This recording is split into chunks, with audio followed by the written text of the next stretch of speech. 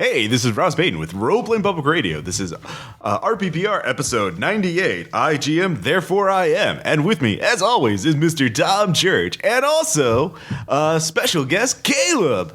How you guys doing? As we said, neither China nor sickness could keep us from our appointed episodes. Yeah. So, how you doing there? So, It's like you were storing up announcer voice. And Yeah. it all came out at that singular moment. yeah. It just tumbled forth. Yeah. It's horrifying. Was it, or was it just like you missed it? No? No, I'm going to stick with horrifying. No, game show. I was hearing game show music in my head. Hey, all right. Next up on Candle. Let's pick that RPG. So, we've been gone a while, for the main podcast. I just got back from China, where I saw many sites in Asia, including Angkor Wat, and I'll talk a little bit about that. I was laid low by the flu. Yeah, Tom was sick, so we couldn't record the episode right after I got back because, he was vexed with a pox that he Indeed. got from the miasma. I was cursed. I was cursed. But then he visited. But I defeated the curse. I got the amulet of Yendor. Oh, good, yeah. Yeah. Still coughing, though. That thing's not worth the gold it's minted on. Yeah, thanks, Obama. Doesn't go with any outfits I have. Yeah, thanks, Obamacare. Really clashes as an accessory. Yeah. Yeah, the relics and artifacts part of the about healthcare.gov is just woefully neglected. Anyway, before we get totally off topic, we need to get on topic before we can go off topic. We have some news. For this episode, we're going to be talking about GMing philosophies and our approaches to GMing, like what we want out of GMing, since we're all game masters here. We've all run a ton of games, so I thought that'd be interesting. The 8 types of fun and that kind of stuff. So, but first off, we have some news. First off, Caleb and I will be going to Fear the Con this year in June. Woo woo. Yeah. St. Louis! Yes, St. Louis. Woo, city that's regional, large city over there. Strange and distant land. Yeah. Not as distant and strange as China. Have I mentioned I got? Oh, my God. Damn it, Ross. No one cares. God. You were in sync that time. That was all right. That was frightening. So Fear the Con. I'll be running Base Raider games of Base Raiders. By the time this episode is up, I'll have a link you can see. And Kale will be running. I'll be running games from my upcoming campaign for Arc Dream, No Soul Left Behind, Better Okay. Angels, and games from No Security, which is my book, Yes. which you should buy. Yes, which you will be able to have a chance to buy and get it autographed by Caleb. Whenever you Yes, buy I a will book, sign things. when you I buy a will- book, Caleb has a brief moment of happiness. Yes, It's so brief. very brief. But it's all he's got. No, he has his freelancing work because I do have my freelance. Yeah, so we and I'll have Base Raiders and Zombies of the World and all that good stuff. So that'll be really fun. It's a nice little con to play. There's also a podcasting panel on a Yes, Saturday, there and will be podcasting we're gonna panels. Sit in on that. Yeah, and I'll have the links up by the time this episode goes up. So we're still figuring out the details right now. No Security is out, by the way, by Caleb's Yes. book. Yes. You can get in Drive color. Through RPG or Amazon or Yeah. CreateSpace. Yes. And you can get it in color, you can get it in black and white, and just however you want. Worldwide shipping too, especially through CreateSpace Yeah, or yeah. Amazon. That's So- the black and white version. Seeing Caleb briefly smile is wonderful. Yes. You should do it. All right. Also, I have new content for Base Raiders. There are 2 new villains out in PDF form for each one on sale for $1.79. The Hedge Wizard and Agent Grayson are both badass villains you can use and throw into your game with full stats, backstory, easily customizable, and other uses. So, and we'll have more content coming out for Base Raiders in PDF form, more short form content. If you want to specify what you would like to see next in Base Raiders, feel free to post a comment. Let me know what you want to get. I have tons of ideas for new items. New bases obviously take a lot more work than like a single NPC. So I think the next NPC I'm going to stat out there will be Sparkles the Unicorn. I think that Yeah. Fuck you. Yeah, you need to. Also, fuck you. Yeah. If you've listened to the actual plays, you know how the players are huge fans of Sparkles. I love Aaron was. yeah. Aaron murdered people to save that psychotic mass murdering unicorn. Like, well, at least he didn't free Sobek. Yeah. Yeah, well, I don't think the other players would have let Aaron save Sobek. I think they would have killed Aaron if they saved him. But Caleb, also talking about RPPR games, you've been playtesting, or you've been working on No Soul Left Behind. Yes, so it on the RPPR site, they're being posted as The Spared and the Spoiled, which was the lesser title than the working title of it. But yeah, I am writing that campaign book for Arc Dream, and they are in the midst of playtesting it now. Yeah.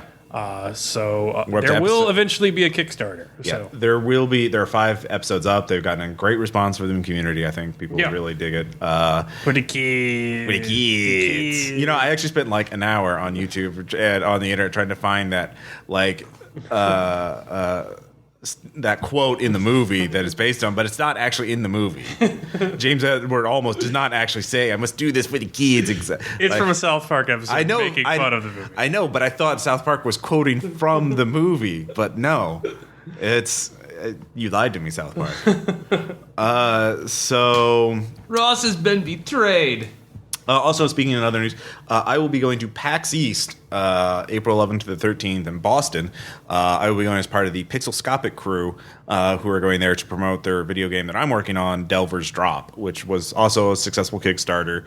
And it's basically a roguelike Zelda game where, you know, top-down, but with a physics engine, but like, you know, you pick up items, you kill enemies, and it's, you know, and I'm working on items and room design and stuff like that. It's going to be a really fun game. What days are you going to be there?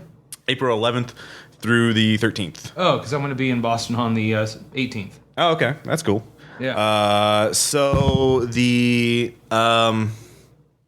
I will be there I'll be working their booth part of the time, but the other time I'll set up some unofficial RPPR meets, or I don't know exactly what my schedule's there. They haven't posted the schedule for PAX East yet. They only do that 2 weeks before the con starts. So I'm like, I'll do things there. I don't know what's available there. So, but I'll try and stuff for you RPPR fans. I'll try and run a game or meet up with you guys after hours or something like that. I don't know.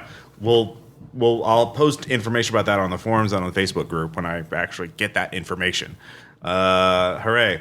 So, and also, we have a new episode of Unspeakable, the podcast.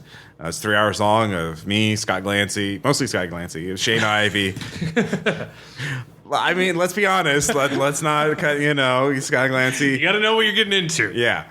And also Brian and Gwen Callahan who run the HP Lovecraft Film Festival. They recently had a successful Kickstarter to get a bunch of great guests, including Sandy Peterson and a ton of authors to the film festival. And they talk about it in the episode. We also talk about Cthulhu-based movies and TV shows. Everything from Reanimator to The Resurrected to True Detective, of course. And Scott Glancy does talk about weird strip clubs he's been to. So it's a great listen if you know what you're into. Yeah. So, and then finally, of course, I am back from China. I visited several places. You can go to the RPPR Tumblr and see photos of some of the highlights of my visit. And I got some ideas for running games based on that, based on some of the things I saw. And I've met up with some RPPR fans in Chengdu, China, and actually recorded a game with them using my phone to record it. And I'll post that actual play sometime on the main podcast. It was Call of Cthulhu, architectural horror. It's set in a Chinese ghost city, one of those cities that, you know, the real estate speculators. Was it this one where everyone requested to be, like, people requested to be assholes? No, they just chose that. They just I told them to make their own characters. Like, we made characters who we want to see die in the game, and I'm like, which isn't a bad tactic for a Call of Cthulhu game. No, it is not. It's kind of a win-win. Like, yeah, you're gonna be fulfilled. Yeah, I died to save the world, and my character was a horrible person. It's a net win for humanity. Exactly. So it was pretty awesome, and I had a fun time running it, and they had a fun time playing it. I think that's it for news. Unless you want to hear more about my Asian. We really don't. No, not at all. Not at all. Not at all. Listeners, well, you can't respond. Post in the comments, and I'll expand upon it in the link. So let's seriously, listeners, make the right choice. He's gonna get out slides. I swear to God, there are slides. They don't how would I do that? They don't process slide film anymore. It's not. He pays specialists just to make them torture us. Top man. Oh, ye of little faith. So why don't we get to the main topic? GMing. Yes. We also have shout outs and anecdotes. Anecdotes are all going to be Aaron based for those. When aren't they? Yeah. Well, all right. Sometimes they're not. Some were better than others, but yeah, these are great ones. So talking about the Red Markets alpha playtest a little bit. But first let's get to the main topic. GMing philosophy. So this original idea came from an article you told me about that I read about the 8 types of fun from the angrydm.com. Yes. And I read that and I thought that you kind of, the whole point of the article is talking about, well, when you ask why do you run games? Well, to have fun. And that's sort of what most people answer. But how do you quantify fun? Well, how do you qualify it? In creative writing terms, fun in game design would be the equivalent of flow. Yeah. It's a nonsense word that has no actual meaning. I really like how this story flowed. Okay, let me go to the flow section. Yeah. And wait. We need 20% more flow. You just haven't read anything before. Yeah. Oh, okay. He brings up a good point is that fun is totally useless as criticism. Actually, I can see where flow is because I know what the opposite of flow is. German critical theorist. If you read Adorno, that is the fucking opposite of whatever flow is because you read one paragraph of it and you're like... So I don't know what flow is, but I know it when I don't see it? Exactly. All right. All right. Is this some kind of avant-garde German theater bullshit? No, but he breaks it down according to 8 tenets of fun in video game design that they talk about in extra credits too. Yeah. And I think it's pretty useful for talking about GM. So we'll get into that in a second, but first let's start off by saying what our central philosophy is, and just like a few sentences sort of describe what you want to get out when you run a game. Like what is your goal, or what excites you about being a GM? So for me, I like to GM because I want to create a narrative that no one person could have created, that it's spontaneously created at the table, and there are unpredictable elements in it that create a more engaging and more fascinating, more entertaining story than what I would have done by myself or what one of the players would have done by themselves. Nobody expects what's going to happen because the dice or the randomization and the choices that they make and the interaction between the players. So that's why I GM, because I wanted to see stories told in front of my eyes that I couldn't predict. I start, but everyone else finishes. Yeah, so that's me. So Tom, Caleb.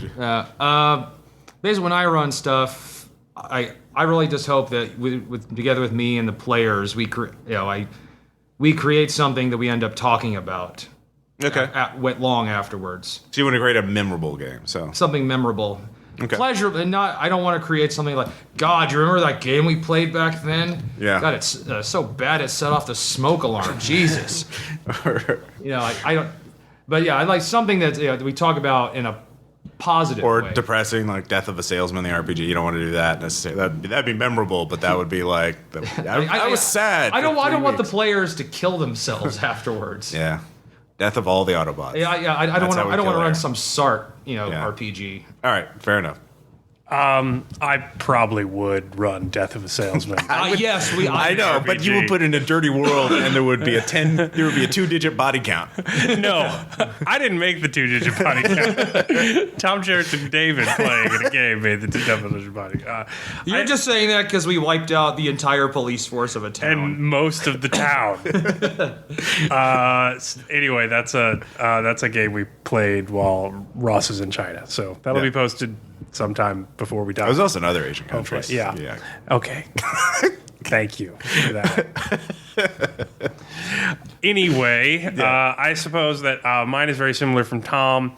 Although I'm not really looking for memorable. Like, I like running a game where once the game ends or pauses, the players are thinking about what their character is going to do next, and they're thinking about what happened before. It's something that engages them. So engagement after the table as well. Like, okay.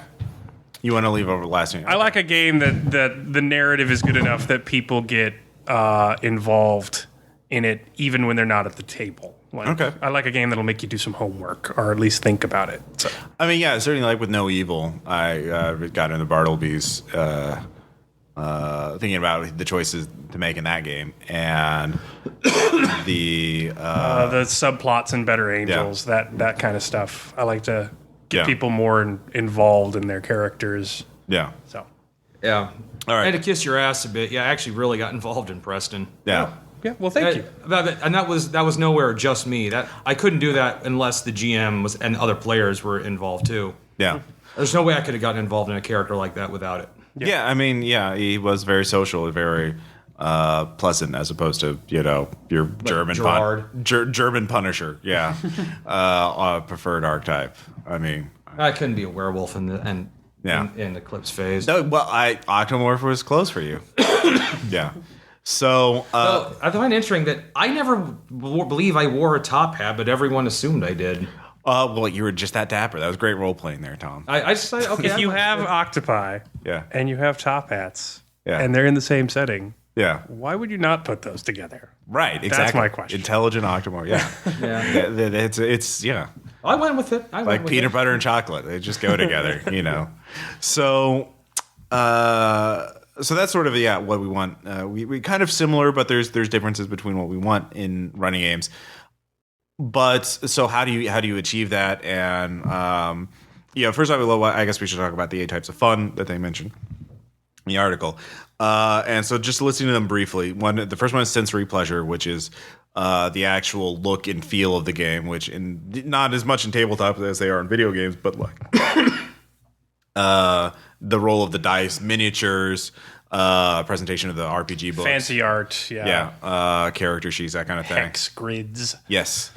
Certainly, some games have been Random roll tables. Yes. Well, that Rollmaster sold for years. They sold a lot of books. All right. I'm not criticizing Rollmaster. All right. Fair enough. It's not like it's riffs. They sell books. Shut up. We're not talking about riffs. You brought it up. You opened Pandora's box. Just to taunt you. We're not talking about riffs. Oh, monster. We already did our Palladium episode. The next one is fantasy, which is the fantasy, in your head, the escapism, the creation of worlds through pure imagination, reading Rainbow kind of, BS. So, which usually involves violence. Yeah. All right. Well, to be fair, the most RPGs. Then narrative would be the third one. Which is the creation of a story with plot, characterization, dialogue, that whole fiction thing. Mm-hmm. Then challenge, which is, which especially makes sense. Like if you think in a video game, like you play a video game and it's hard and you get frustrated with it. But on the other hand, if you enable the cheat codes and you just steamroll through it, you get bored because it's too easy. So there has to be the fine line between too hard and too easy. And so role-playing games try to do that, especially like the combat-based ones. But, you can't just steamroll your way through the narrative, give everything your character wants. And, but Call of Cthulhu wouldn't, be possible unless there was a significant challenge. There's goddamn vampires in Night's Black Agents. I know. We're a challenge-focused type of... Yeah, exactly. Should we procure ourselves a semi to run them over 20 times? It wouldn't have worked. Probably not. I know, but it worked as a narrative, like you guys were. If I made them killable by normal... No, it worked. It was a type of fun. Yeah. It was fun. No, I admit, I'm not saying it's just an bad. Exhausting type Yeah, of fun. it's really like when a vampire showed up, my reaction wasn't, oh God, here we go. Oh, Jesus, here we go. Yeah. It's me like, all right, can we get like 12 gallons of hydrofluoric acid and just dissolve them or something? Well, because again, in my experience, those kind of games, if I made them slightly less invulnerable, you guys were like, I spent all my points, I headshot him, he's dead. They would have been pushovers. So there's no real. I don't know what you're talking about, except for the fact that I made a forger who was also exactly. God damn it. The next one is fellowship, which is just camaraderie at the game table.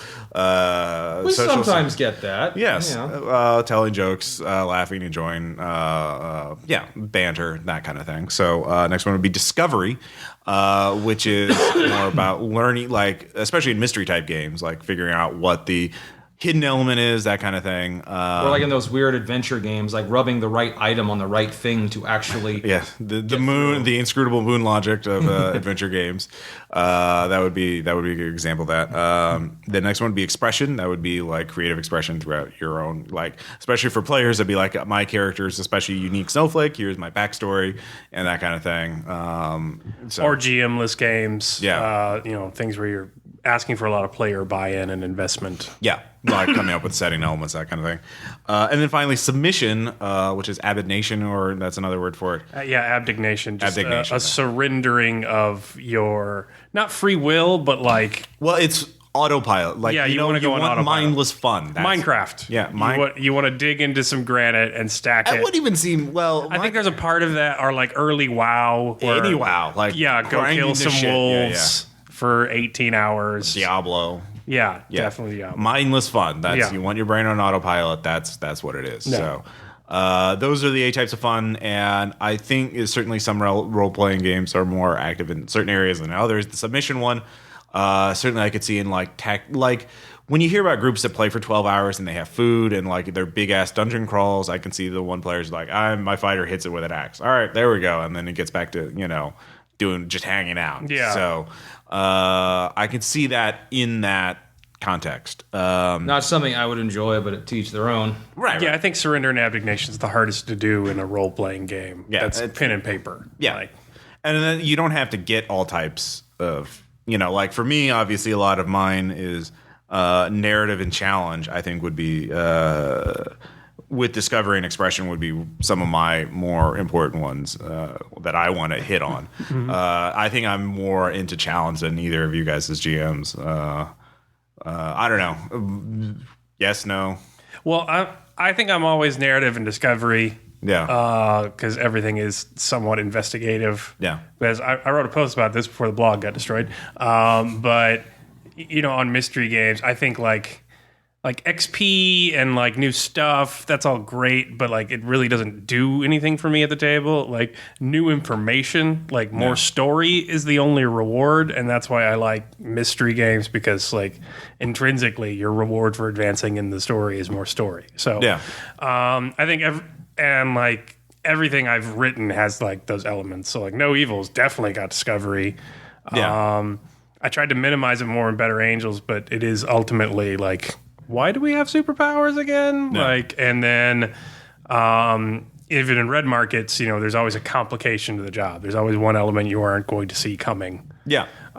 Because intelligence is imperfect. So I always try those too, but then I'm like, I'm really new as a GM compared to you guys, so I try to... Not at this point, I think. I mean... Well, I mean, like year-wise, I'm still at the hobby deficit. I didn't start playing when I was 6, and then 7 years 30 years of D&D experience, like whatever your average Gen Con attendee has. So, I don't think. That experience isn't as important as in some hobbies or crafts, because like you learn bad habits and in a lot of them. So like those 40-year grognards are like hex maps and 10-foot poles. Yeah.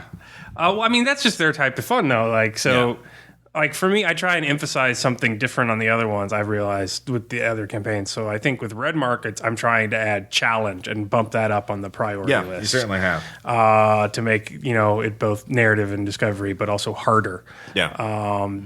But the hope is that the difficulty aids the narrative rather than just being a end unto itself. Yeah. And then for Better Angels, my goal was to add more expression and get people involved more, like with subplots and individual characters and shaping the community and things of that nature.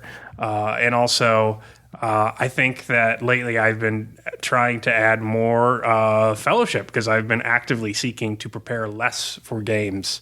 Yeah. Considering, when I used to write Andrew Fortune, was like 26 pages long for 2 sessions of a rules-light system. It was half as long as the book for the game in which it was written. Yeah, you've come a long way since then. And so as opposed to Dungeon World, where it's like, I've got a map. I got a 6-pack and a map. Let's do this. And I got 4 down on the 6-pack. Yep. Pretty much. So, Tom, I mean, what about you? Like, I think I'm more narrative sensory myself. Well, sensory. Well, I would say narrative fantasy for you. Yeah, because sensory is, again, for tabletop games is like literally like your actual senses. Yeah. Like you're not a mini. If you painted minis, yeah. He does love to roll some dice. Well, yeah, that's true. So I can see that, but I don't know. So Tom, go ahead. Yeah, I think narrative and fantasy. It sounds about right with me. I'm just always kind of just thinking about like honestly, like my original philosophy just came from where would be a cool place to have a fight. Yeah. You know, where would be a cool place to have a fight? Yeah. You know, and I would literally just kind of I would like look up places or think of places I've been to, but I could never my problem was I could never do that with like maps and minis. Yeah. You know, like my way of doing combat is, you know, like utilizing the surroundings in creative ways, not just this will give you like half cover here if you want to. And shoot him over here at this range. Okay, so a lot of it is like, did you like design scenarios because like you had a cool set piece that you wanted to do something like that? Okay, and honestly, it's like I said, I partly kind of had to relearn DMing for different groups because I told you my last group they're perfectly content with having conversations with NPCs for an hour of actual time. Yeah, and I think this group, you know, banter between PCs and NPCs is cool too, but that's not the primary thing people want to do. Yeah. Especially not for an hour at a time. No, we've never done that, I think. It's very short and to the point. I mean, like, they're meaningful, I think, but we kind of, like, bounce back and forth. And I think we're kind of atypical, a lot of groups. A lot of groups are very more leisurely, and we're very much like, we're going to get shit done tonight. Like, well, I think my most successful games are the ones where I've just kind of, like, you know what, no, I'll throw in shit when I need, but I'm gonna let the players handle this. Yeah, that's kind of what like the cyberpunk Lady Gaga went with. Yeah, I had this whole thing planned, but then I just kind of gave you a scenario like no, they'll plan it. Yeah, they'll plan it out. Yeah, all I got to do is control the people they're inevitably going to try to slaughter. Yeah, and that worked out great. So it's a more of a. And also expressionistic, actually, because you want the players to express themselves through like the environment and through like you're going instead of going for mystery, you know, Tinker Tailor Soldier Spy over here with Caleb.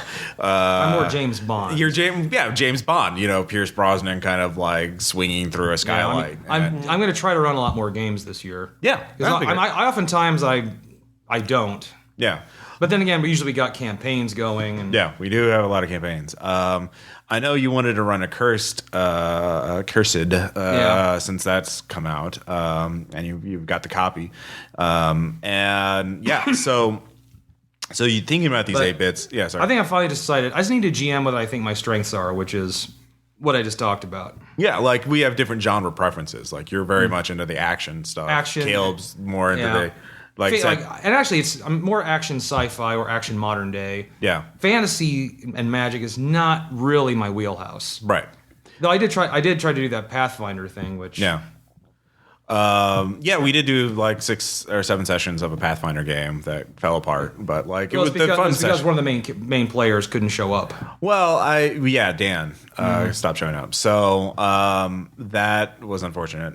We have those, I'll probably put those up on the P side. I'm not sure. But David's demanding, like, Tom, you got to start that game again. Seriously, you got to reboot it. Yeah, you got to reboot it. But everyone who was in it said they want to continue. Yeah.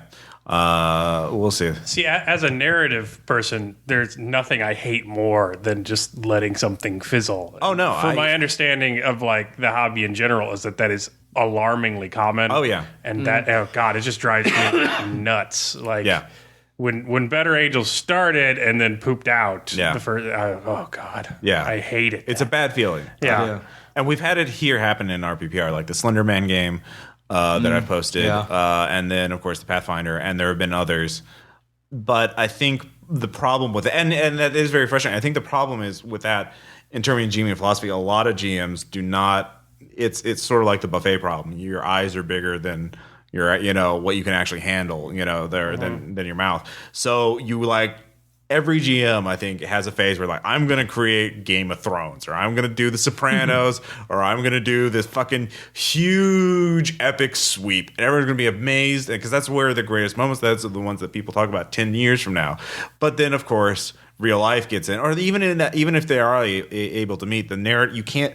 Creating a great epic is really fucking hard, like from beginning to end. And even with the ones that we've done, like for Here's a New Arcadia I made it as a very modular kind of thing that I then interlinked, but I could have easily ended it in any one of the tiers. No Evil was designed from the ground up to be that, but it was still very modular. You didn't have like you had the beginning and the end sort of figured out. I did like an orbit at a time. Like, yeah.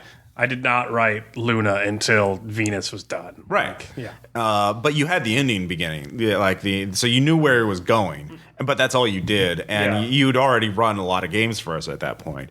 And we already, as a stable group. And I think that's part of the reason. So people, you see a lot of these indie people who want to create, I'm doing this great novel, I'm doing this great comic book. Oh, I'm doing, help me fund my Kickstarter for my comic book. Well, okay. So it's the comic book's like, read the comics like, to be continued. Like it took you, a year to do one issue. Yeah. And you only have 22 pages, especially in webcomics too. And it's just, you got to know your limitations. I think that's sort of other GMs. Yeah, webcomics, there's several that I'm really following, but then it's like they get to a really cool spot, like, we're moving, so it's going to be 2 years before I do this again. Yeah. Well, I also think it's really interesting that, like, my preferences as a DM like do not necessarily 100% translate to my preferences as a player. Yeah. Oh, yeah. I really like narrative and discovery, like even as I play. Yeah. But like I'm far more into sensory stuff as a player than I ever as a GM, because if you give me a little figurine and you give me a map to move around on and you've drawn the map, I'm much more likely to enjoy it rather than spending 8 hours before the game starts creating that myself. Yeah, or certainly. And handouts. I think actually that's another thing about sensory pleasure is creating handouts for players. Because I know like you really got into the one handout I gave out for that Eclipse Phase game that had a puzzle embedded in it. Yeah. And I enjoy that, far. But that's discovery. Like, I wasn't like physically doing anything. I was just figuring it out. Like, but like another thing, like I am much more keen to like game just for fellowship as a GM than I am as a player. Like, I like hanging out with you guys, of course, but like we hang out at times that aren't game times. Yeah. So when we're gonna game, I get a little like. Yeah. I take my fun very seriously, and I'm like, why are you still eating fucking food? Like, turn on, let's go. Let's play a game. Like, it goes much farther down, like, when I'm a player than I am when a GM for some reason. I don't even know why. Yeah. Yeah. That's hardcore. Yeah, because Caleb respects the. He's doing it for the game. No, it's because I'm anal retentive. All right. I'm trying to be. Just knock it down. So why don't we talk about the things that frustrate us as GMs? Like the things like I know every GM has their own preference about like what they like and the stuff but what's the stuff that you don't like? What are the things that you want to skip? And for me, one thing that I've done in recent years is just like. What one common truism in fiction, especially screenwriting, is start as late as you possibly can, which means a lot of fucking beginning writers and storytellers, they'll start a story like, Mary Sue woke up and got dressed for work, and then she went to work, and then she had lunch, and then Godzilla shows up and stomps. Alarm clock story. Yeah, alarm clock story. So. Why didn't you just start with like you're at work, Godzilla steps on the building next to you, what do you do? Like that's where you start the game. Like, and so for me, I try and cut out as many of those bits where there's really nothing to do for the player. Yeah, I've heard this. I think you described it. Other people, there's like RPGs don't need the cut scene in the beginning to get you to the action. Yeah, so I try to minimize, and sometimes that I go too far. I think. I might have gone too far in some of the games where it's just like, there's shit happening and players are just like totally lost. It's hard to strike, but that's what frustrating thing for me are these bits where I know, like the thing I want the players all doing, or I want players all doing things at the same time. Like they're all engaged, they all have stuff to do. So like the classic scenes like, oh, there's a room that everyone can search and they can use their skills on, or a murder scene or something like that. But I don't want the scene where everyone's just walking to a place or traveling to a place, or a scene where only one player can do anything. Everybody else is just sitting on their hands. So I try to minimize those, but that's hard to do a lot of times. So I don't know. No, it's a good aesthetic. Like when we ran the Dirty World game when you were in China, and I kind of pitched it to you, the basic premise was like, all the characters are going to be involved in a murder of a guy, but it turns out they murdered the wrong guy, and it leads to, drastic consequences no matter how well they plan it. And so my plan was that we decide reasons why you would want to kill this one guy, and the whole first session is like committing the murder, and then the rest of the campaign starts. And you brought up on GChat reasonably, from across the other side of the earth, why don't you just start with them having done the murder? And so, we did that. I was like, there's a dead guy. You guys killed him. And they're like, who is he? And I'm like, there's a name. We're like, why did I kill him? I don't know. Why'd you kill him? And like, that was the rest of the game. And it was much more fun as a result of that. So Aaron did not like that. Well, what does Aaron like? He wants to be an Autobot paladin. That that did lead to one of the greatest lines. Is just like we just came here to scare him. Like, well, he seemed pretty fucking terrified to me. So that wasn't Aaron's style. I think Aaron really plays for fellowship and aggregation. Make the same character, roll the same dice. Hang out, talk with your buddies. And there's nothing wrong with that. But so tell me, I mean, what are the frustrating bits to you? I mean, like,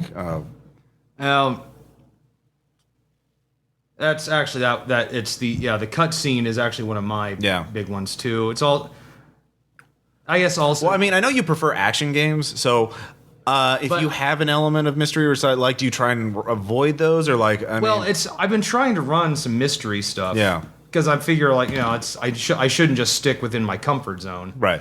But for me, just flat out mysteries are still kind of challenging. Yeah. Because it's because the clues that are there, like, and I just like, can't they just fucking know it? I mean, okay. Jesus Christ. So like waiting on the players to like something you think is obvious and the players don't pick up on it. Yeah, that's actually a big frustration of mine too, because that happens no matter what you do. Or in the case of Call of Cthulhu, like failing to spot hidden rolls, where you go, oh, for fuck, surely someone in this group is going to make it. Yeah, that's true, and that's again literally why the entire Gunsu system was written, because that was such a common problem, I think. And that yeah. So Caleb.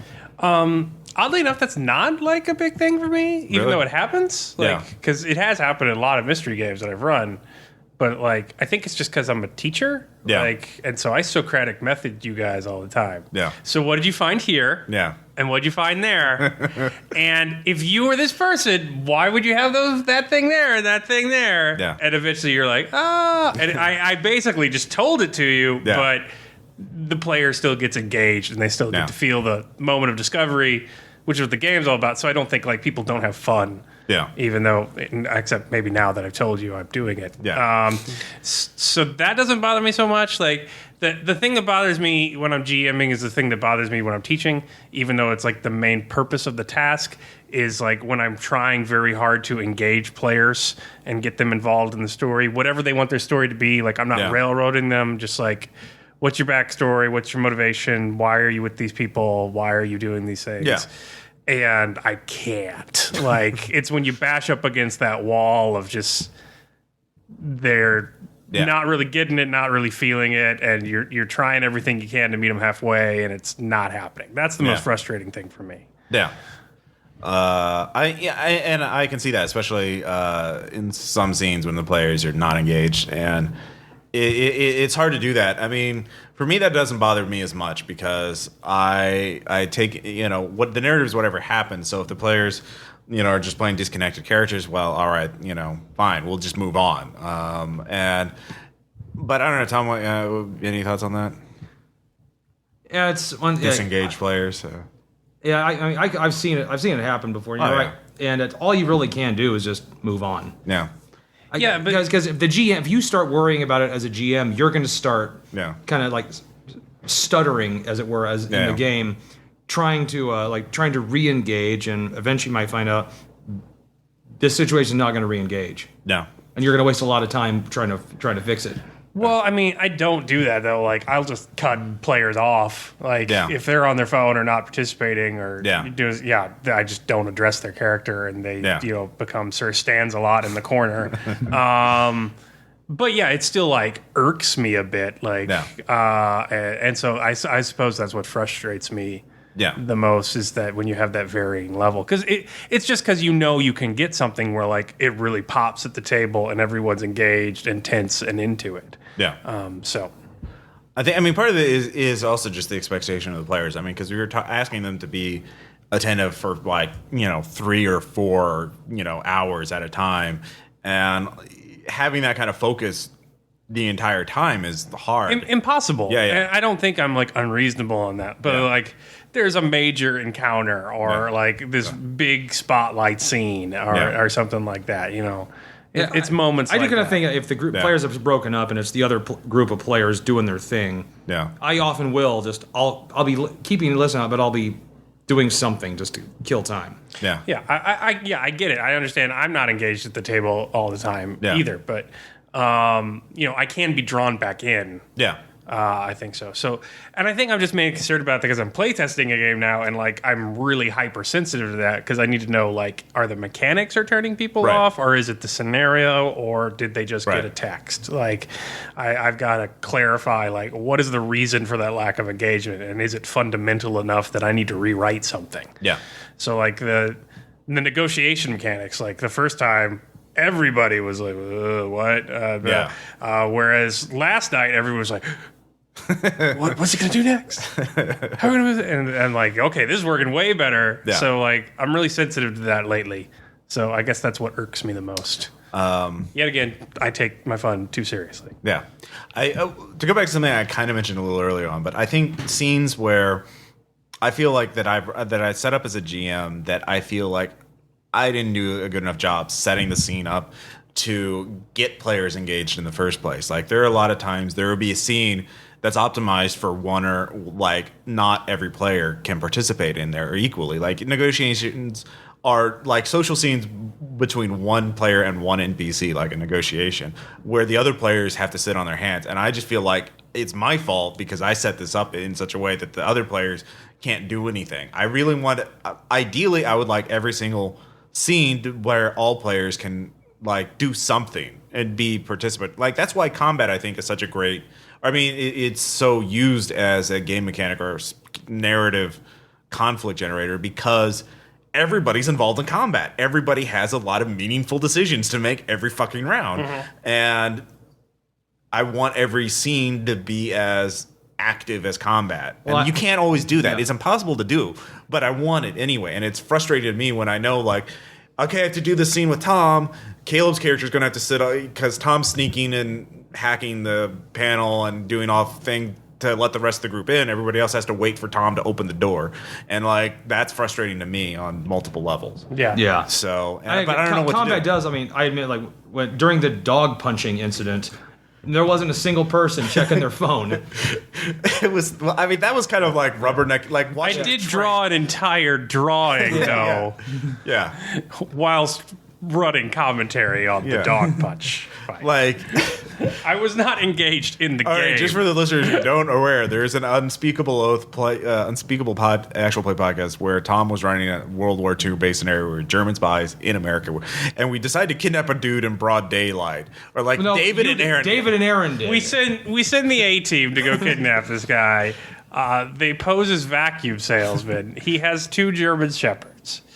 And they are not wanting to make any gunshot sounds, so they start punching the dogs. An hour and a half later, I shit you not, this goddamn combat is still going on. And they're dying. They're just whiffing and whiffing. And the dogs keep hitting them. Well, not all the time. No, not all the time, because it wouldn't have lasted an hour and a half. There's a lot of whiffing. And Ross and I are just staring at each other because like our characters are just in the car, I guess, just like, what's taking them so long? No, we weren't even there. Like, I would have just shot people. Like, I just would have like blown our cover. Fuck it.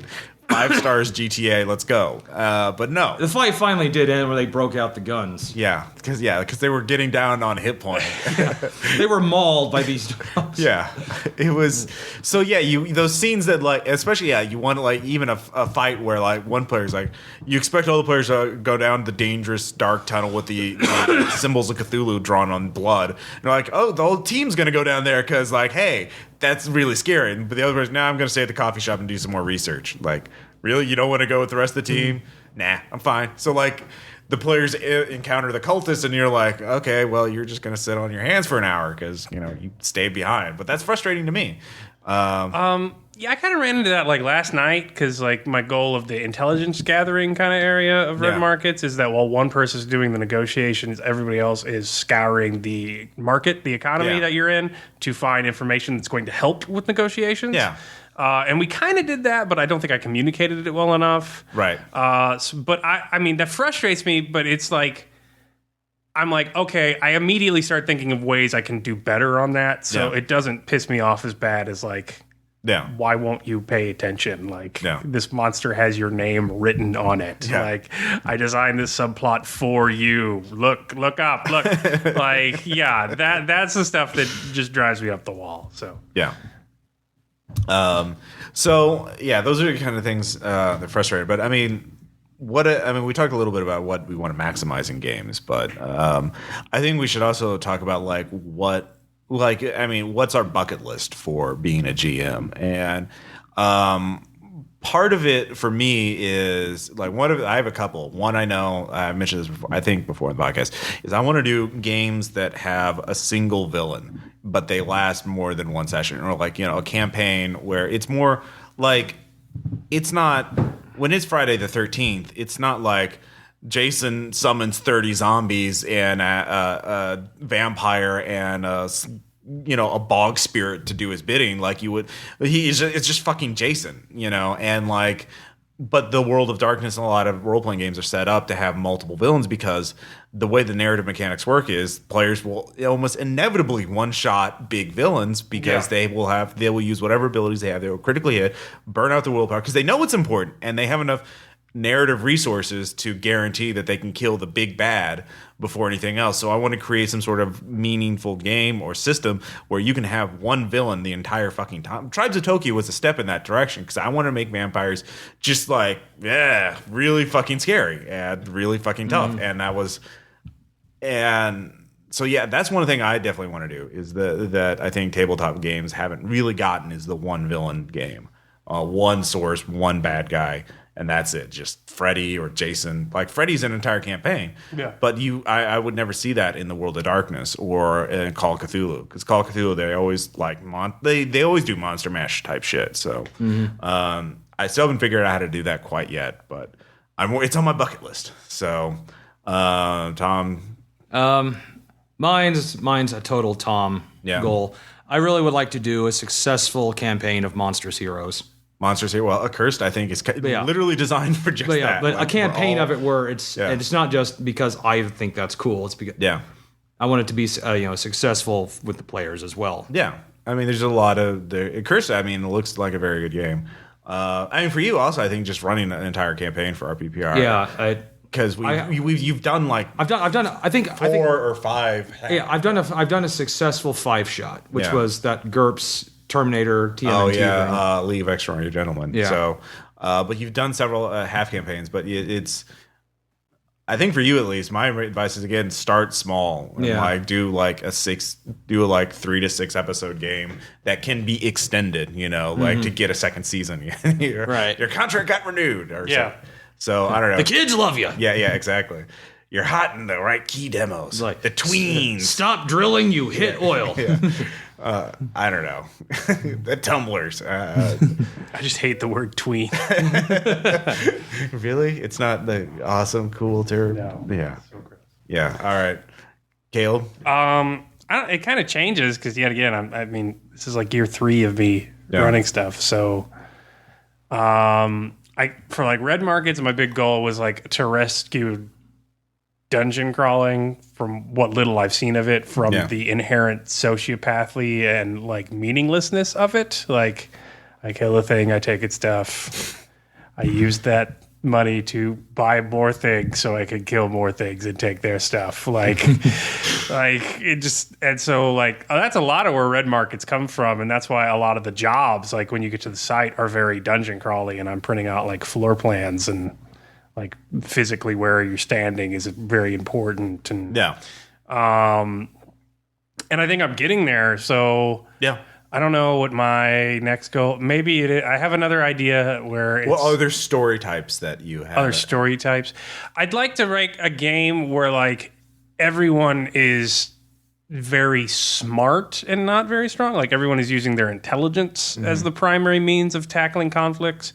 Rather than their dice. But, like, we talked about it a long time ago, like, how much can you abstract rhetoric and... strategy at the table. Like, yes, you got a nat 20 on your persuasion roll, but you told the guard, I am here for the bone solvent. Like, Well, that's fucking bone solvent. Like, but it's nonsense. Like, how much can you abstract it? Like, when you are like making bad decisions as a player, even though your character has how much can they insulate you? Yeah, even though your character has an intelligence of a billion. So. Like a Sherlock game where everyone is just, hyper intelligent sociopaths gaming each other from a million different angles. Like, I'd really be interested to like try and write something like that, like where your superpower is not that you're, buff McLarge huge and covered in M60s and katanas. Like you're Sherlock, you're just crafty. Like you're crafty, and everyone's crafty, and you're trying to more chess-like role playing, I suppose. Yeah, I mean, you got there in Tribes of Tokyo. You were getting up there, Operation Black Dolphin. Well, yeah, but like that's not on my character sheet. Like I did stuff to let me do that, but like Operation Black Dolphin is being anal retentive. Like it's making an anal retentive character. Like that's very cross our T's, all that kind of stuff. So. I don't know. I think I'd try and do something like that yet, but I haven't been doing it long enough. I don't have a white whale. It's just like I haven't done this yet, and then I try and make it work. So I guess that's where the whole one villain thing is sort of part of a larger thing with me, where I want to run games or create games that haven't really been done in tabletop RPGs, that aren't like esoteric, exotic things, but are like common narrative structures you see in movies or TVs or novels that you just don't see in tabletop RPGs simulate. I mean, it's not their goal to simulate certain things, but they tell certain kinds of stories that are kind of unique to that have become kind of unique to tabletop role playing games. Like you don't have Game of Thrones so much. Dungeons and Dragons based on Lord of the Rings and The Dying Earth and Conan the Barbarian, but you don't see the exact kind of narratives that you would see from Conan or Lord of the Rings most of the time, because like Conan stories, even though he is a murder hobo, like he's by himself, there's no group with him, but that could be fixed. But like he loses all his gold and money, and frequently he's almost always penniless, and he's pretty much, his character after he becomes a full-grown man pretty much stays the same until he becomes a king. Like there's no real character growth or character advancement. He doesn't like gain a magical sword that like beheads everyone instantly, or whatever. So Conan is not you don't see that in a role-playing game. Like he would either get a magical weapon in D&D and like get some prestige class. He'd become, he'd be mooked up in all kinds of crazy shit, and he'd have a gang following him and that kind of shit. Or in Fate or something like that, he gained so many aspects and shit like that, he would get bogged down in one particular narrative, and that would be a story. He doesn't wander around from thing to thing. So I don't know. Now that you mention that, like RPGs are inherently like emulationists. Like, well, that's what they start out, but they become their own beasts. They do become their own beasts, and like so. For instance, like Red Market's zombies. I've heard people, and I understand when they're like yawn zombies, but like I do think I'm having an original take on it, and I do think that the point isn't the zombies. Yeah. And that it is something that hasn't really been done before, like capitalism explicitly in game, as the monster. Yeah. But there are zombies. Like it is zombies. So like I guess like Agony of Influence might be my white whale. Like I would be thrilled if one day I could write an RPG that teaches people the fiction of the setting that is not a wide known nerd tropey setting and is still like a fun, like if I could write Unknown Armies one day, I have no idea what the hell Unknown Armies is emulating other than like actual occultist documents, like where they talk about, archetypal magic and stuff like that. But there are novels that it's based on, like, or not directly, but influential. Yeah, I get that, but like it's not widely known. Like it's very much like its own beast, and I think every game turns out that way. But like that sort of Constantine kind of stuff. But something more original like that, like you can teach the fiction of the game with the game. To be abstract about it, that'd be something. Yeah, a lot of times you see like the fiction that's based on the game, like D&D novels are fucking terrible at this, from Dragonlance onward. Yeah, well, no, it's not the names. It's just like I just like the name. Drizzt got stabbed once. He started bleeding, he ran away, and then he passed out. Like, that's what you'd see in a novel or something like that. Because, you get stabbed with a sword, you bleed, and you pass out. That's makes sense. But in D&D, like, oh, that's 6 hit points. Yeah, fuck it. I don't care. I'm fine. Mm-hmm. So, Tom, I don't know. What about you? Any story types or white whales for you? Bucket list kind of things? No. I know you mentioned the campaign, but story types or, like, I don't know, anything else? Actually, there's one type of game I really love to run. Yeah. Organization building. Oh, okay. Like a game where it's you start from basically like from the ground up, building like some kind of like either criminal organization or or something that where you go from kind of nothing and then by the time you're done, riches. you're like kingpins. Right.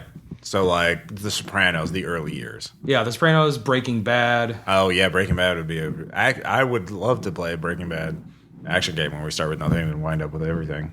That could be... And nothing. Yeah. Well, yeah. Because actually, zero humanity, all 10 money. All right. Yeah. Because actually, I would love to do that in, like, Cyberpunk or something.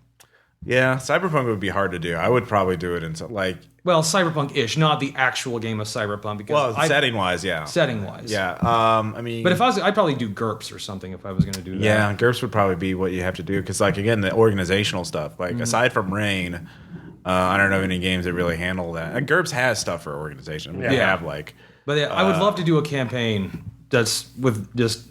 focused on building something from the ground up. I like that idea. Yeah, I mean, that would be the mass stuff is really hard to do. Like anytime you have mass stuff, that's. I mean, Red Markets is about economies, but it's a micro economy simulator. Yeah. Like you're trying to keep you and your little village alive. It's hot dog stand. Hot dog stand economy. Nobody's trading like currencies or like defrauding natural debts. Because I think it'd be kind of if difficult but interesting where.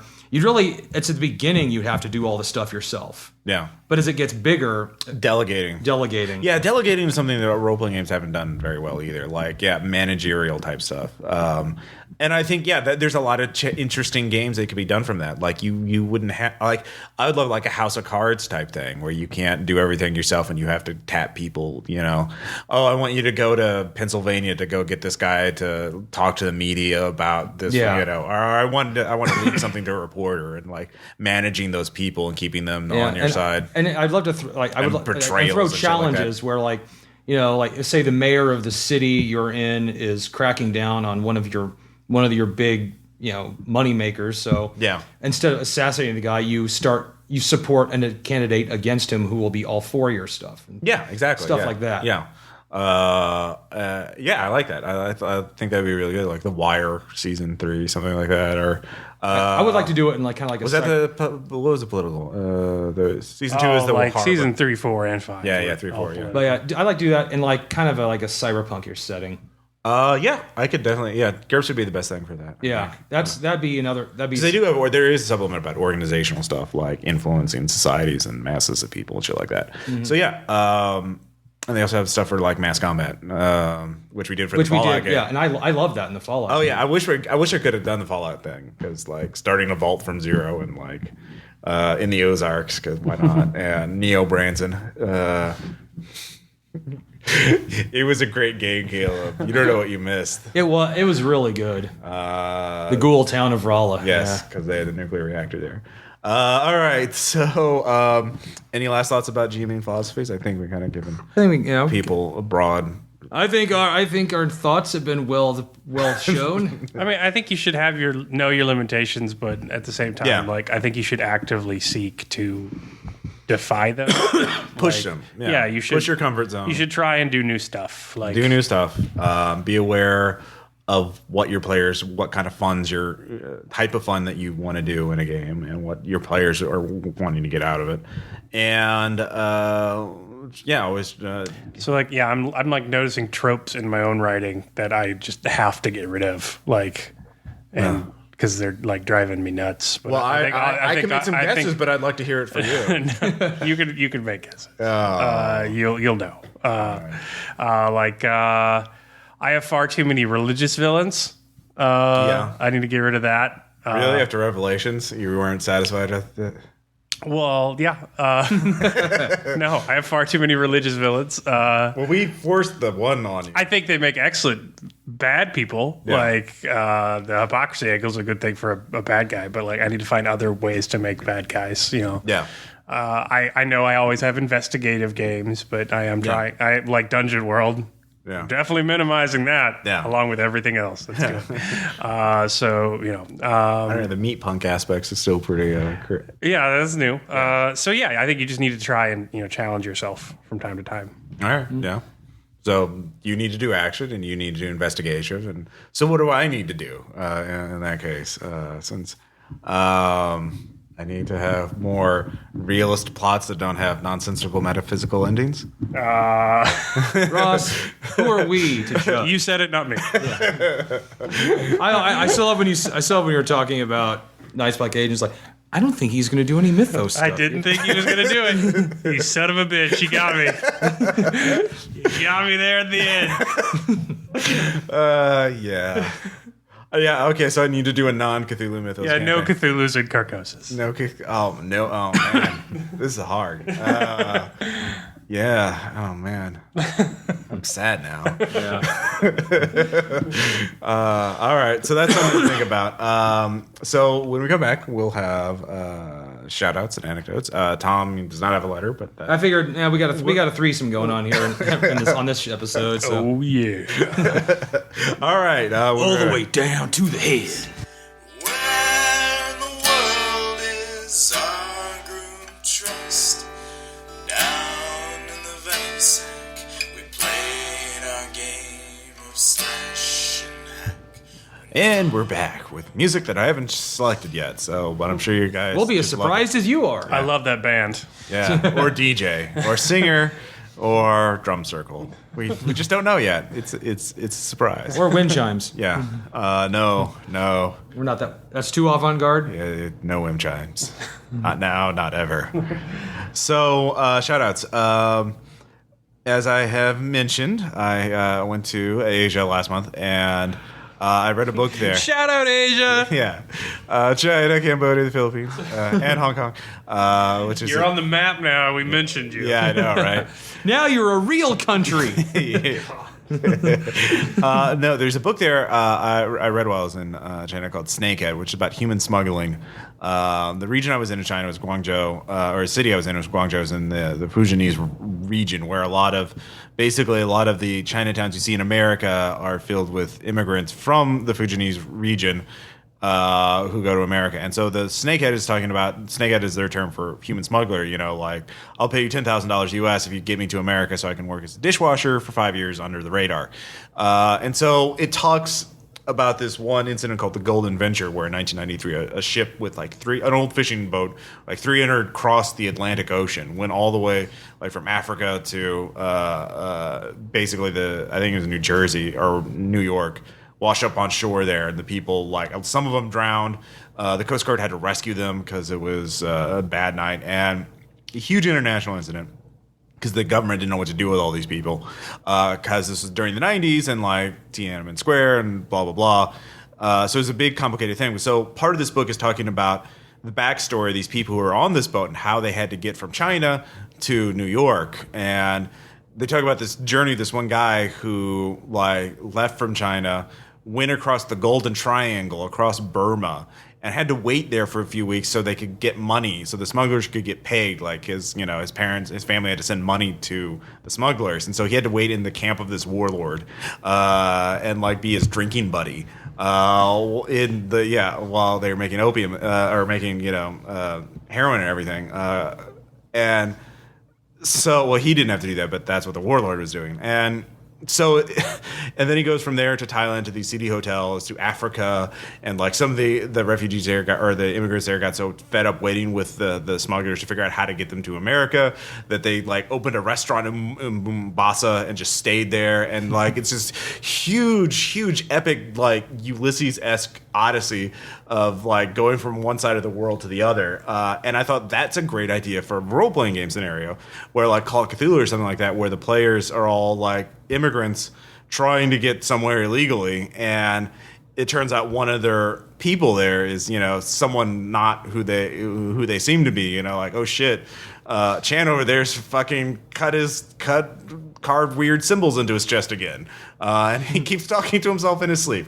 What should we do about it? And then 3 of our people went missing last night. What are we going to do about this? So like I see that. I mean, or there are a number of other, or finding something in Burma or something like that. I mean, there's numerous scenarios about these people where the players are, by their nature, criminals, or they're refugees, or they're just desperate people, so they can't go to the cops or anything. But they have to. I want to see a fantasy game like this. Yeah.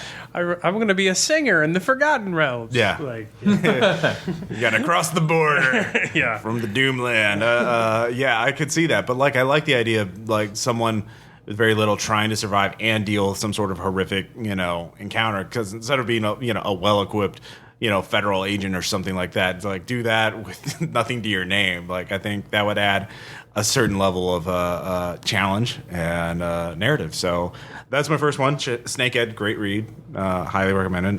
Caleb, do you want to talk about True Detective? It's the greatest show ever, and I love it. And everyone should be watching it. I first learned about it when Shane Ivey just gushed all over Facebook about it. Yes. About how amazing it is. And we watched the first couple episodes, and it is just hypnotically, insanely good. Like, if you pitched the show to me, I would call you, like, insane. Like, a Nietzschean nihilist Texan cop pairs up with a shitty Louisiana husband and detective, and they solve mysteries. But oh god, it's so good. Yeah, so good. It really is. So you should watch, and it has a huge shout out to one certain figure that I'm very fond of. Yes, without spoiling anything, but it is fantastically, wonderfully good as a show. Also speaking about horrific things, I want to mention a book that I'm reading right now called The Shock Doctrine by Naomi Klein. Yep. Yeah. It's about the Shock Doctrine posits the theory of like the Chicago School of Economics and the effect that's had on the third world and developing countries. Basically, neoliberalism is about mass privatization of state assets, or basically the idea is when a government or a state is in crisis, you can go in and make a lot of radical policy changes, and it shows about the effects of that, like from Pinochet in Chile in the 1970s to Russia in the 1990s to, Louisiana after Hurricane Katrina, bringing it back to True Detective. And it's a controversial book. There's a lot of people who've pointed out errors in it and that kind of thing. So if you read it, you should definitely read up on it and like decide for yourself whether you agree with this thesis.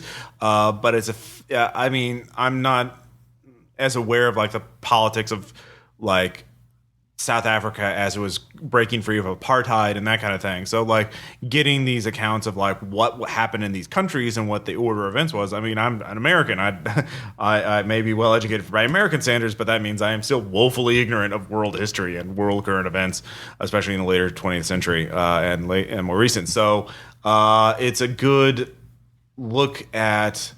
And one of the points the books makes is people always think about the politics of like the apartheid and human rights abuse and stuff like that, but they ignore why they do that, which are often economic policies that favor certain groups over others or favor certain businesses over others. And like people talk about Pinochet killing all these people. They don't understand why he did it or like who benefited from that. And so that it's not, even if you don't agree with those theses, if you think that's liberal hogwash or whatever, I urge you to look at the book and then do your own study of it. It's very much like a list of. Marx said that capitalism can only expand and find new markets with conflict. Like it breeds on conflict and war. Yeah. And regardless of what you feel about Marx, he has pretty good indictments of capitalism, regardless of whether you think communism's the answer.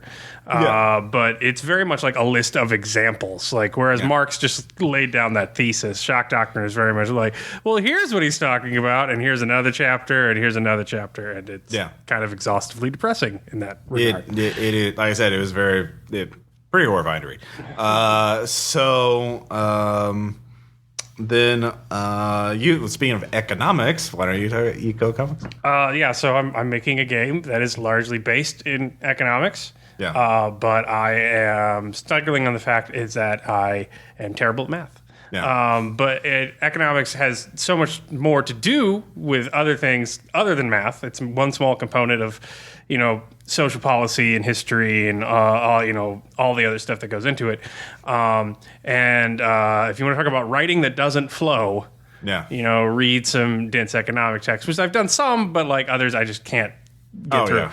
So Ecocomics is very good, and it's recommended by a number of economics because this guy has done this wonderful. I forget his name, but he's done this wonderful history of economic theory. So it's not organized according to fundamentals, which is what I studied for Red Markets. It's organized according to like major ideas and thinkers in the field, and it's a lot like Action Philosophers. If you've ever read that comic, oh yeah, it's very much like kind of funny and kind of ridiculous examples, but at the same time, like it's very accurate and it's a very good way to get a primer on the subject. So Ecocomics, if you're interested, he has a 27-page, comic book lesson, so to speak, on free trade agreements and why they are bad, in his opinion, online for free. And that's pretty much the style the whole book is drawn in, but it's very cool. All right, awesome. Also, probably pretty depressing at certain angles. Well, the pictures are funny. Everybody has big heads, so it's fine. Well, speaking of big heads and funny pictures, there's a manga I also read recently called One Punch Man, which I think everyone should read because it is insanely hilarious. It's basically a sort of comedic deconstruction of every heroic manga action comic and Dragon Ball Z ever, or Dragon Ball Z-esque tale ever. Because basically the premise is there's a guy, just a normal office worker, who sees this kid being picked on by a crab man, and the crab man's like, "You damn kid, you drew nipples on my shell," and the guy's like, "Hey, stop doing that," and the crab man's like, "No," and the worker is motivated by seeing this injustice to become a hero, so he just works out for 5 years. He loses all his hair because of that, because he works out so much. And so then he starts fighting crime, these monstrous bad guys and villains start appearing, and he fight. But the thing is, he's so strong, he defeats everyone he meets with one punch. And there's this whole club organization of heroes, and they all have categories, power rank, like, oh, you're B, C rank, you're A rank, you're S rank, oh my god.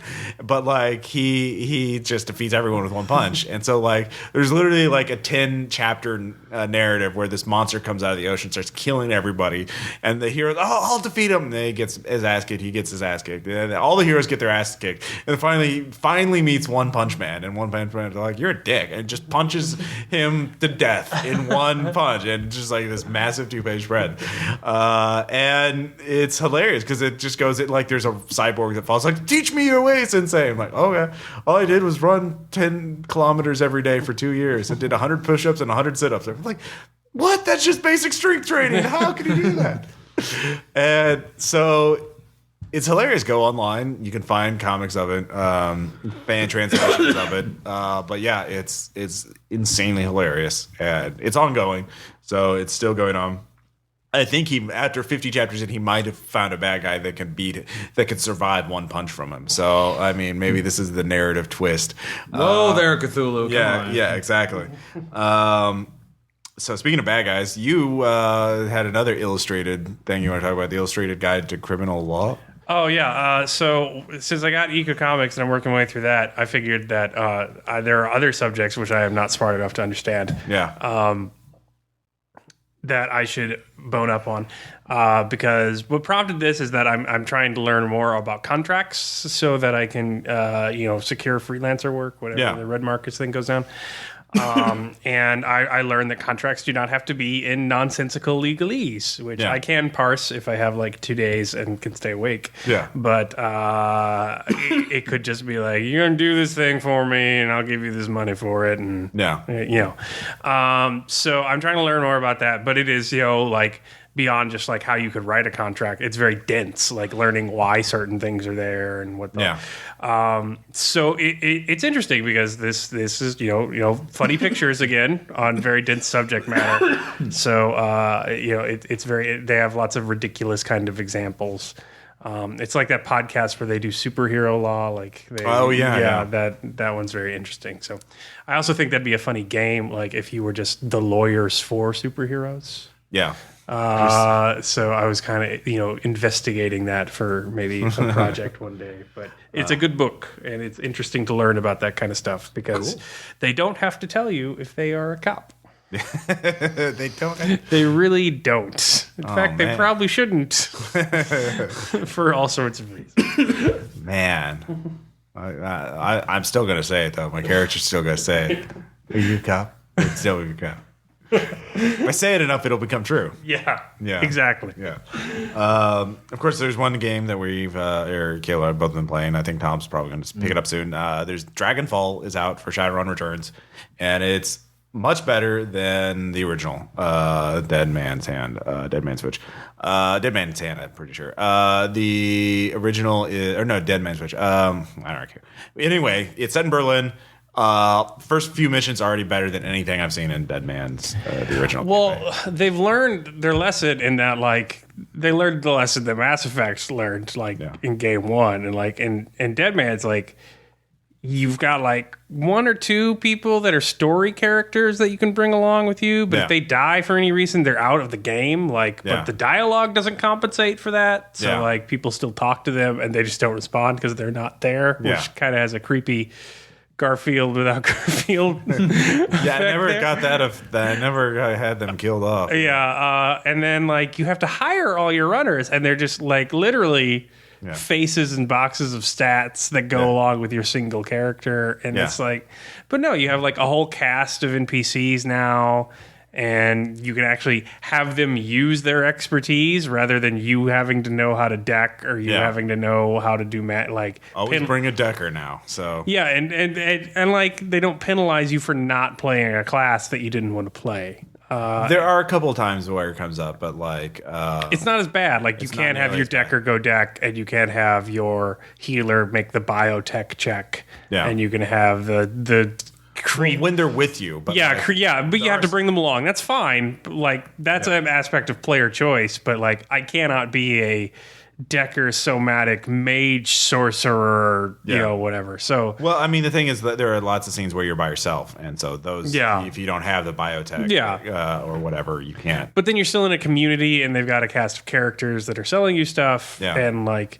You've got your core group of players, and they have story dialogue that you can get involved in. Very good RPG practices. That were not entirely present in the first one. So no, it's a much better design, far more interesting plot so far. I'm really intrigued by it. The side missions, quests, the design of there's a lot more side missions now that are just shadow runs. And the first one I did, the Humanist Political Club one, was just like really well designed. And very interesting. Although it is buggy. It's still really buggy because Shadowrun Returns. Mine has been less buggy. But I see what you mean. They're like, I didn't kill a guy even though I wanted to kill him. But then everyone's like, oh, you killed that guy. No bonus for you. I'm like, son of a bitch. I don't get the satisfaction of killing him. It's like the reverse problem of the first one. Talking to dead people like you're still alive. Pretending alive people are dead. Very good way of putting it. A couple more.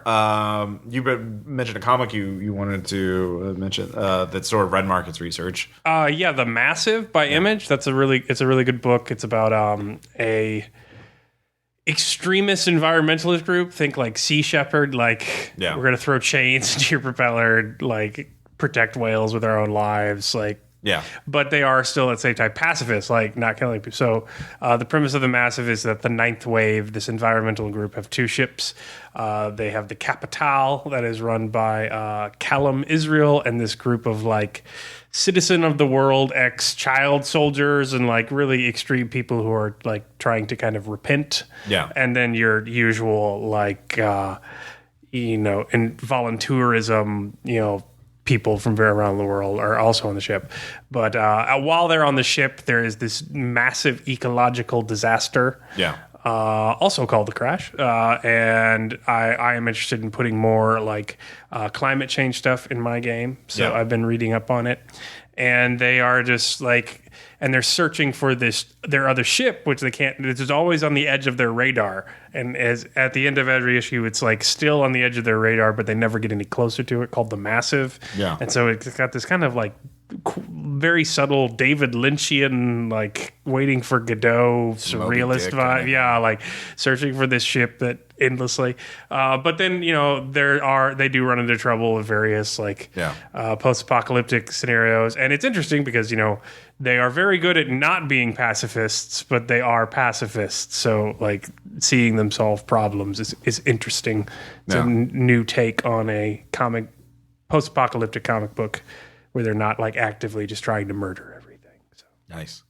And one show also kind of bleak I'd like to mention is the Black Mirror, which is a UK like Twilight Zone meets the internet. So I've only seen the first season, which is just 3 episodes, but each one is a standalone story of what happened, like implications of social media and the internet in a very Twilight Zone kind of way. The first episode is the most absurd, and kind of it's like the princess gets kidnapped of course, is London, and the terrorist, the hostage taker's single demand is that the Prime Minister of England fuck a pig on live television, and like with special specifications that it can't be faked, like rotating, moving cameraman, shit like that. And it's just like, what? I'm not gonna fuck a pig. We need to find her. So it's like but this absurd kind of thing, and it's just like.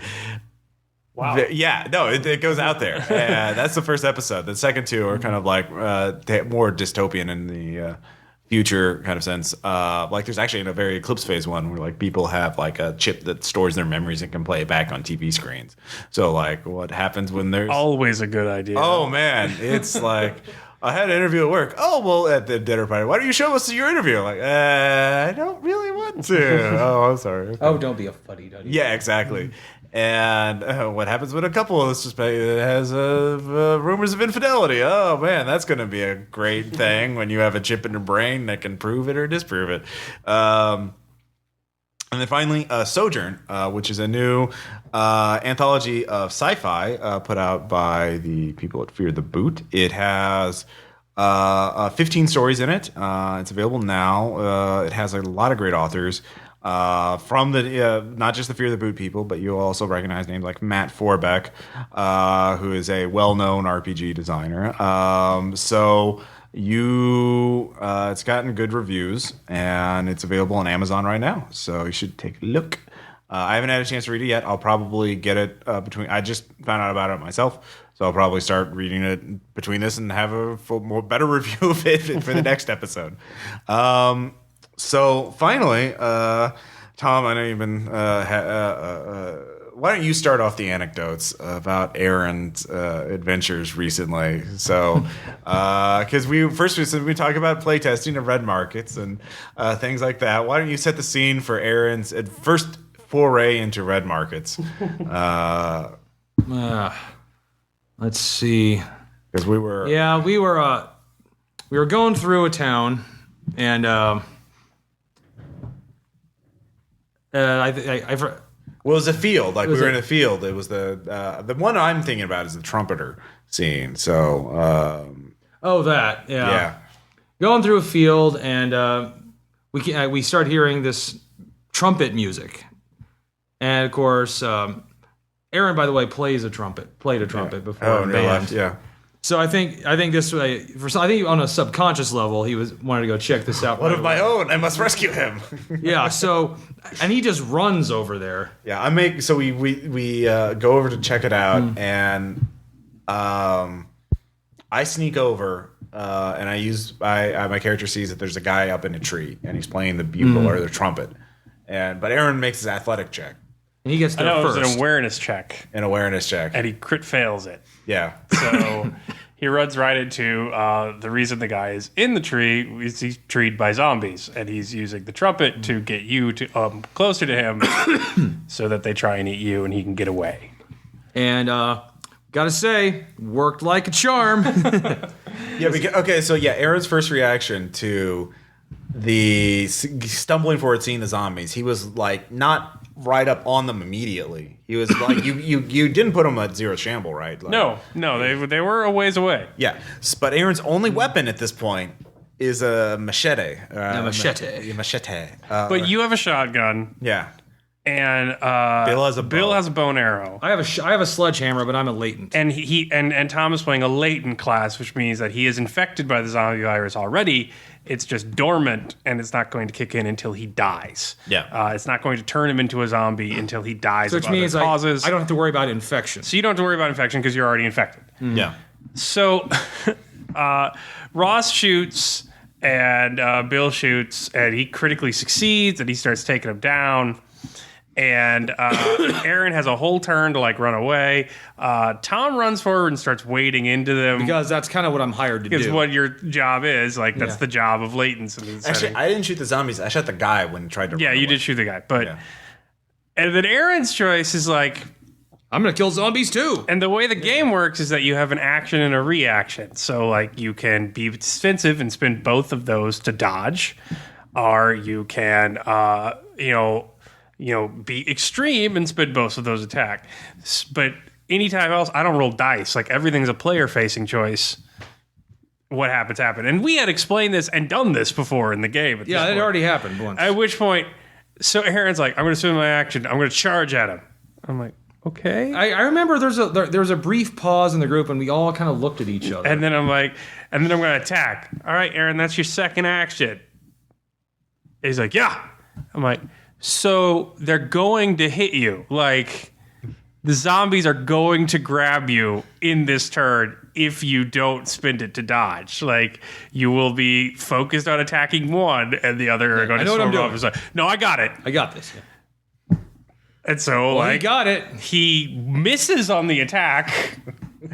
And the zombies don't. Just bite the shit out of him, like, all over his body. So I roll the infection check. And he's in secret. Yeah, in secret, and he is totes infected. He's just like, what happened? I can't believe it. I'm just like, Aaron. But then later on, we did get to the town. Because we don't know if he's infected or not. We think he made it because we had a blood test unit. But it's mine. Yeah. But it failed. But it failed because Tom's unit is rigged, so it always gives a false, so he can get into towns. But then we thought we unrigged it so we could do an accurate blood test. But you critically failed. Yeah, unrigging it. Yeah, so we're like, yeah, he's fine. He's fine. He's fine. Good, you're lucky this time. And so we go to a town. Wild dogs attack us like they do. And in which everyone hides except Aaron, who goes to pet the dog. He's trying to play with the Chihuahua, feeding it, and I'm like, I'm gonna hide. I don't know what's going on. Even me as the latent, like, I'm gonna hide. A Chihuahua in a zombie apocalypse, that's a bad sign. That's not good. That's not like it's not like a bunny. So all the other dogs come out and they start chasing Aaron. We're already on rooftops. I kill the dog that's chasing him, which in hindsight was a bad idea. But Aaron fails. It was the sand checks that he failed. When your infection goes up, your humanity keeps going down until there's no more, and then you become one of them. A vector at that point. Which are the fast 28 days later zombies. So he turns into one, and then Ross blows his head up with a shotgun. Whoops. Yep. Wait, the trigger was we killed the dog, and Aaron stopped to look at the meat. And he wanted to eat it. Yeah. So that was the end of Aaron's first Red Markets character. Yeah. The game's not that brutal anymore. Yeah. But it wasn't that brutal before. With his Fraggle Rock name. Yes, his Fraggle Rock name, because he's really taking the setting seriously. But it is nothing compared to the Sense Sleight of Hand game. Nothing compared to that. That was I was sick. That was Bryson Springs levels of Aaron logic. All right, yeah. So I was sick during this game. And you were lucky. Yeah. I don't know. I think Tom would have enjoyed watching this. I probably would have. Yeah. Yeah, so the players, for various reasons, are infiltrating a pirate lair that's in the middle of this hollowed out sort of rocky island. Like it's like there's basically a volcano. The inside of an inactive volcano. Yeah. And there's like water in there. There's a cave, but you can only go in. There's a cave that leads into the middle of it. So think of a big watery pit that fills up whenever there's high tide. And at the top of it, a cenote. Okay. There's just a cenote to get through it, and then like there's a big watery pit. When the high tide, the water goes up high enough that you can get up. There's a pirate shantytown built on the inside wall of the top part of the pit. It's a little geographically complex, but like that's the thing. So the players go there and they climb their way up at low tide to find to check it out. And we sneak the entire way. Yeah. We get all the way to the top of the area where there's nobody there except stairs up to a temple and a monk who is deep in meditation. Well, there are a couple other pirates, but they're like drunk or gambling. And downstairs. We're at the peak. So there's like 3 levels of the shantytown. Yeah. So we find out that they're holding prisoners. Yeah. We find out that they're like going to try and kill us and all this kind of stuff. They're bad people. We're being like ordered by Nodens to like destroy them. Like, we know the mission. Yeah. So the plan is that David, who has the highest sneak, is going to go set a fire as high up as he can. And because it's on this slope. Yeah, you guys get trapped because high tide comes and the pirate ship comes back. So like you can't. The cave's like filled up with water now, and there's a pirate boat. Yeah, the pirates coming in. So this guy's on the slope, and we're hoping when a building collapses from burning, it's going to fall.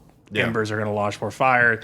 They're going to go upwards and fight the fire, and we are going to go downwards and steal the boat and leave. So that's our plan. We discuss it. David's going to go start the fire. I am going to go try and free the prisoners and lie my way through and impersonate one of the guards. Yeah. You steal some clothes and do that. And we're like, okay, Aaron, which one do you want to help out with, or you want to do something else? It's like, I'm going to go up in the temple. Yeah. And I'm like, okay, Aaron, what are you going to do there? There's no way out. Yeah. You're literally at the peak. I'm going to go up the stairs. Yeah. You haven't been up to the stairs. You don't know what's at the top of the stairs. Yeah, and there's one way up and down the stairs. And so he's like, no, I got it. And so we start questioning, but I've learned that like Aaron doesn't like to have his decisions questioned. Yeah. Even when they lead to things that everyone could see coming. So we're like, okay. So David goes to light the fire. I go to free the prisoners. And then we have the monk slapping incident. Yeah. So Aaron, sees the monk. He's meditating, but he's facing the stairs. So Aaron can't sneak by him because it's just open ground. You can't make a sneak check. Yeah. It's daylight. And so Aaron needs to take out the monk. And he has a sword with him. A magic sword. A magic sword. No less. But instead of using the sword, he just charges. Like he's hidden. The monk's got totally. He hasn't. But he just rushes to punch the monk. Like that. That is his action. Not use the sword.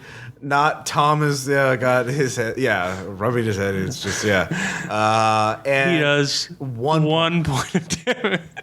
So the monk is now aware of his presence and yells, "Intruder! Intruder!" And so there goes our plan. Yeah. Because Aaron, no plan survives contact with Aaron. So the monk takes out a knife and stabs Aaron, but doesn't kill him. And so Aaron takes out his sword, kills the monk with the sword.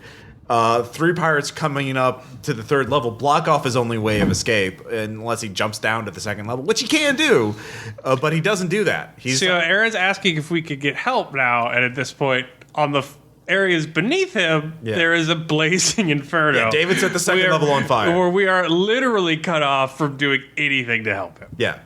And so instead, Aaron could jump and try and jump on a shack that isn't burning. Or he could try to get it go down, but he doesn't go down.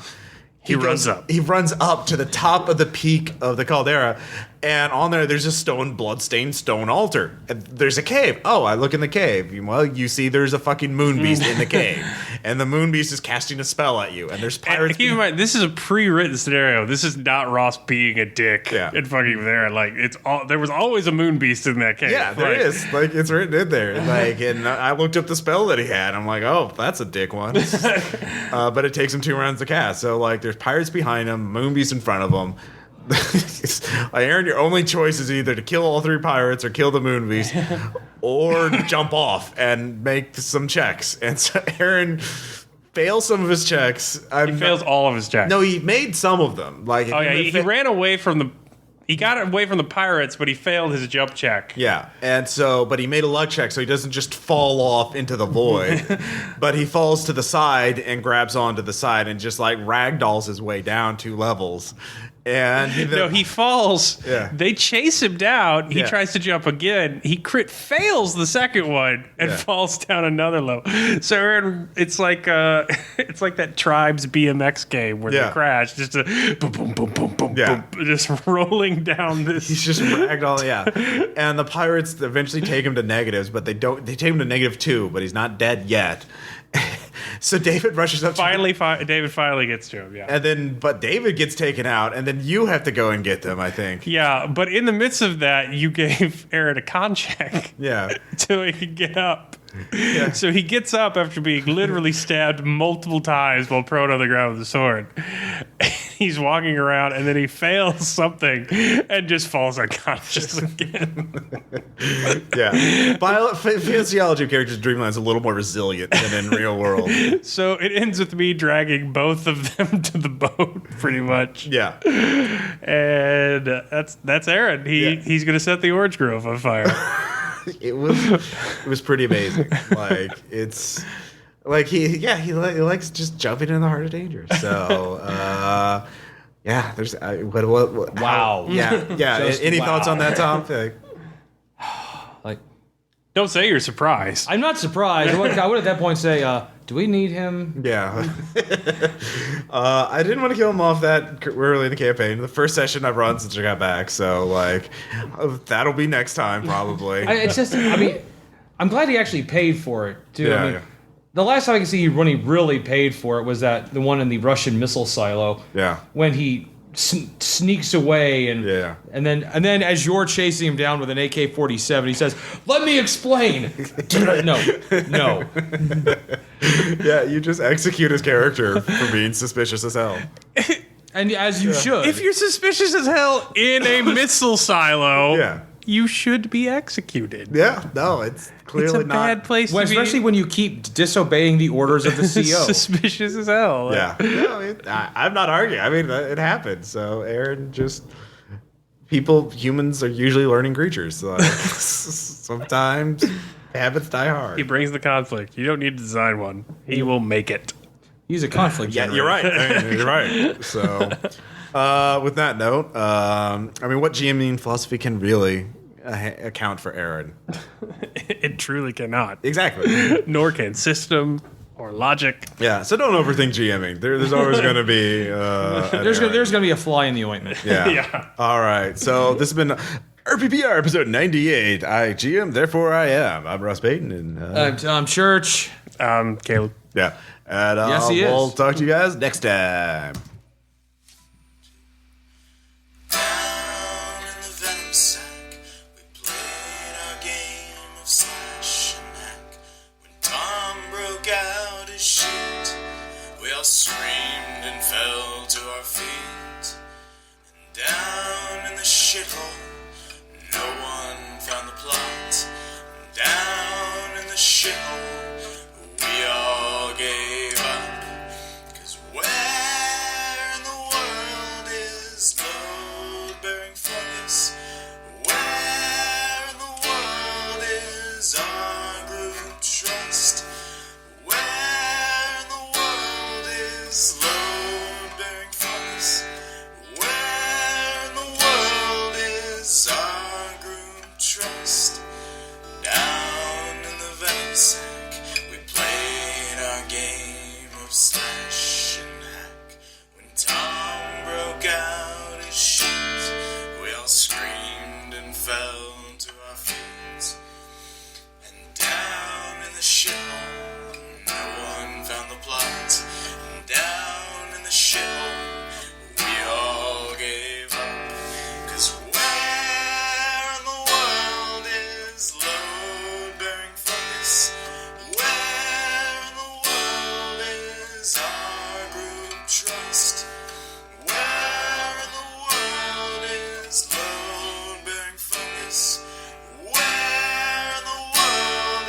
is our groom trust. Where the world is lone during focus. Where the world is our groom trust. Thanks, Caleb.